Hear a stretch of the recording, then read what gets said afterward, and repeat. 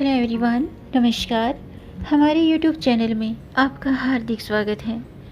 दोस्तों, आज की वीडियो में हम बात करेंगे साल 2025 में आषाढ़ माह की योगिनी एकादशी का व्रत कब है, पूजा और पारण का शुभ मुहूर्त, पूजा विधि और साथ में जानेंगे इस व्रत से जुड़े विशेष नियम और इस दिन किन चीज़ों का दान करना चाहिए। दोस्तों, शास्त्रों में एकादशी व्रत का विशेष महत्व बताया गया है और हर महीने में 2 एकादशी आती हैं, एक कृष्ण पक्ष में और एक शुक्ल पक्ष में। आषाढ़ माह की कृष्ण पक्ष की एकादशी को योगिनी एकादशी कहते हैं। माना जाता है कि इस एकादशी का व्रत करने से, यानी कि योगिनी एकादशी का व्रत करने से मोक्ष की प्राप्ति होती है और जाने अनजाने में हुए पाप नष्ट हो जाते हैं। तो आज के वीडियो में हम जानेंगे साल 2025 में आषाढ़ माह की योगिनी एकादशी व्रत की सही तिथि, पूजा और पारण का शुभ मुहूर्त, पूजा विधि और योगिनी एकादशी व्रत के नियम। साथ में जानेंगे इस दिन किन चीज़ों का दान करना चाहिए और इस व्रत से जुड़ी खास बातें।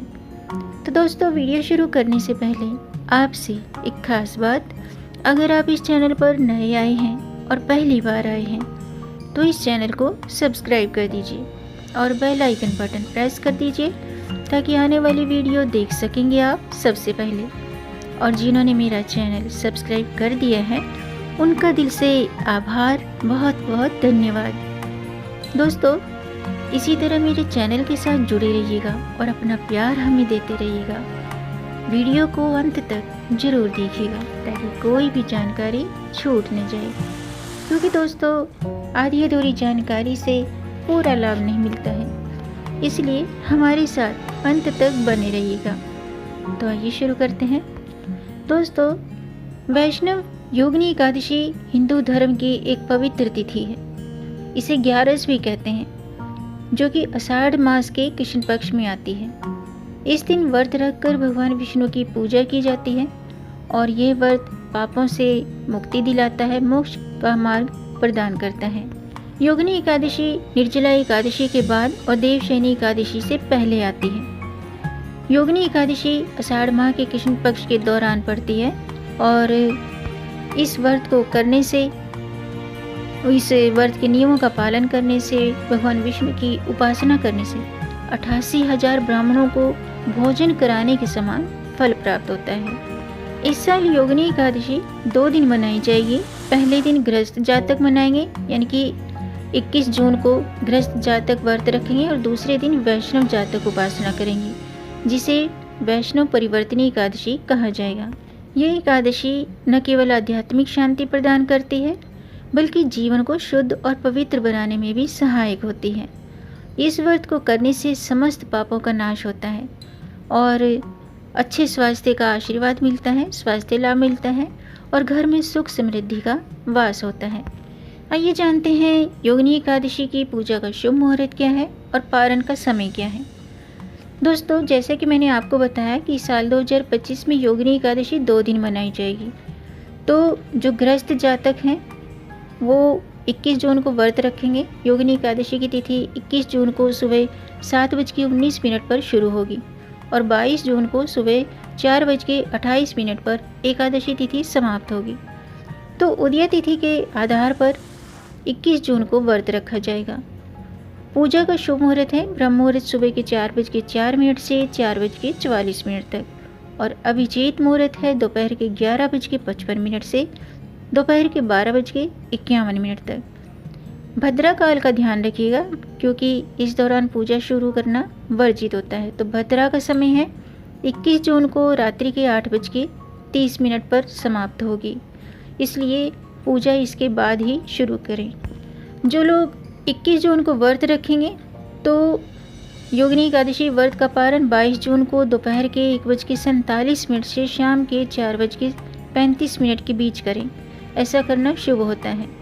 हरिवासर यानी कि द्वादशी तिथि का पहला चतुर्थांश सुबह के 9:41 पर समाप्त होगा। तो पारण प्रातःकाल या फिर मध्याह्न के बाद करें।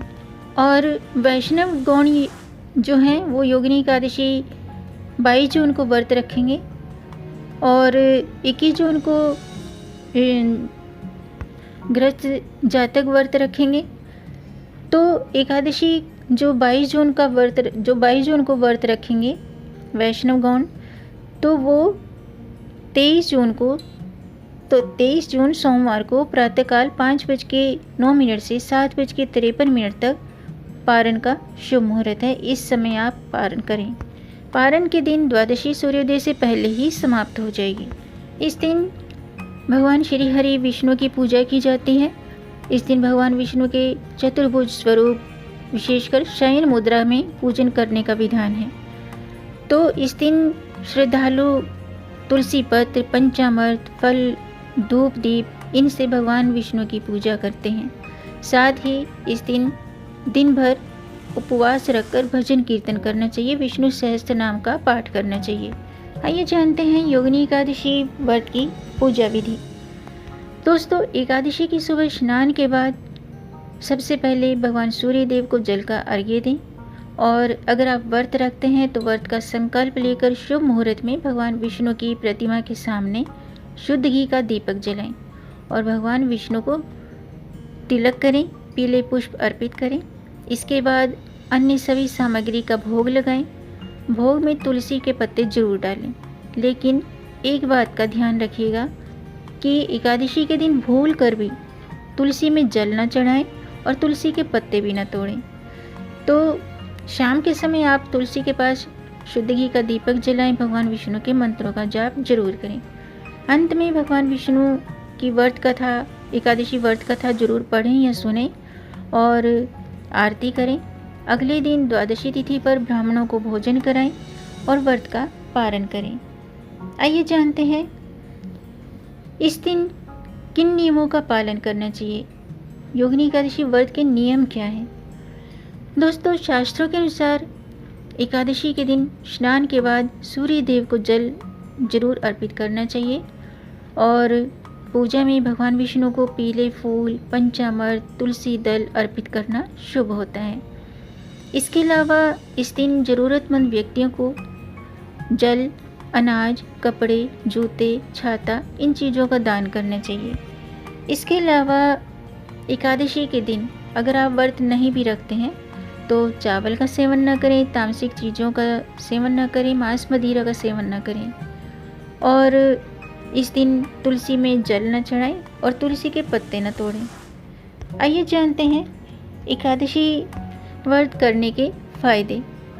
दोस्तों, इस व्रत को करने से पापों का नाश होता है। जाने अनजाने में जो भी गलतियां हो जाती हैं उन पापों का नाश होता है और मोक्ष की प्राप्ति होती है। योगिनी एकादशी व्रत करने से पूर्व जन्मों के पापों से भी मुक्ति मिलती है। इसके अलावा इस व्रत का पुण्य हजारों गोदान के बराबर होता है। यह व्रत शरीर, मन, आत्मा की शुद्धि के लिए अत्यंत प्रभावशाली माना गया है। जिन लोगों पर रोग, क्लेश, मानसिक तनाव हो तो उनके लिए ये व्रत विशेष फलदायी होता है। इस व्रत को करने से भगवान विष्णु की कृपा मिलती है और जीवन में सकारात्मक ऊर्जा का संचार होता है। सभी 24 एकादशियों में श्रेष्ठ मानी जाती है, क्योंकि ये 24 एकादशियों में सबसे शक्तिशाली पुण्यदायी एकादशी मानी जाती है और इस व्रत को करने से पापों का नाश होता है। और एक कथा के अनुसार अलकापुरी के एक सेवक हेममाली ने अपने कर्तव्य की लापरवाही की वजह से उसे कुष्ठ रोग हो गया था। बाद में उसे महर्षि मार्कंडेय ने योगिनी एकादशी व्रत करने की सलाह दी और इस व्रत के प्रभाव से उसका शरीर निरोग हो गया, पहले जैसा सुंदर हो गया और वह मोक्ष को प्राप्त हुआ। इसके अलावा ये जो व्रत है इसमें भगवान विष्णु के मंत्रों का जाप करना बहुत ही शुभ माना जाता है। अगर आप व्रत नहीं भी रख सकते हैं तो सात्विक भोजन करें और फलाहार करें। इसके अलावा भगवान विष्णु के मंत्रों का जाप करें। भगवान विष्णु का जो मंत्र है ओम नमो भगवते वासुदेवाय, इस मंत्र का 108 बार जाप करना चाहिए। इसके अलावा ओम नमो नारायणाय या फिर हरे कृष्ण हरे राम, इनमें से आप किसी भी मंत्र का जाप करें। इसको यानी कि इन मंत्रों का जाप करने से भी भगवान विष्णु की कृपा प्राप्त होती है और जाने अनजाने में हुए पापों से मुक्ति मिलती है।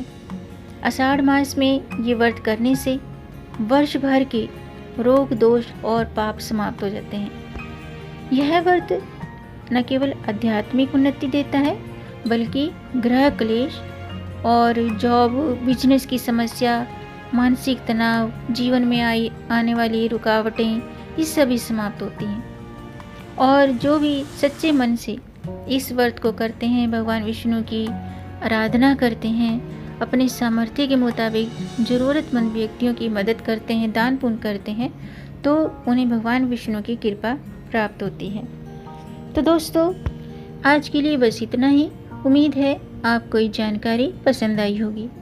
अगर आपको ये जानकारी अच्छी लगी हो तो आप इसे लाइक कर सकते हैं और इस जानकारी को आगे बढ़ाकर अपनी फैमिली में, अपने फ्रेंड्स में ज़्यादा से ज़्यादा शेयर कर दीजिए ताकि औरों को भी इससे लाभ प्राप्त हो। और अगर आपका कोई प्रश्न है या कोई सुझाव है तो कमेंट बॉक्स में ज़रूर लिखिएगा और मेरे चैनल को सब्सक्राइब ज़रूर कीजिएगा ताकि आने वाली वीडियो देख सकेंगे आप सबसे पहले।